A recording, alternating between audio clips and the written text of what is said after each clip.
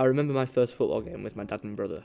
It was a home game. For some reason I was nervous. You know, like when you do something for the first time. I'd only recently started getting into football, so it was a nice chance for some manly family time. I never imagined parking would be so hard for footy games, but we went a good hour and a half before kick-off to make sure we got a good spot. We got out of the car and joined the massive flood of people heading towards the stadium. Before we entered the stadium, we went into the shop to have a look around and possibly pick up a shirt or something. This meant there was a chance that I could own a more recent shirt, as opposed to the one I was wearing that was from 2000. The shop was packed, so we soon left and came to those turntable things, where you scan your ticket and push through. As this was new to me, I watched my dad and brother and tried to copy them and failed miserably. It made me feel like a right idiot.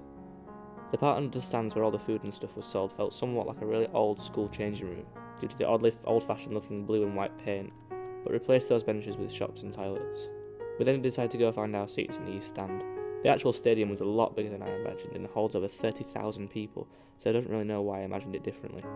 Not so long after the sound of that familiar yet unfamiliar chant began, I found myself attempting to sing along whilst feeling goosebumps and instantly knowing that this was when my love for football really began.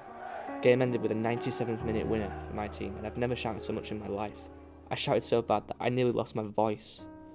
I can safely say I've never felt so much joy from something like this, and this random guy next to my brother hugged him out of sheer excitement. It was great.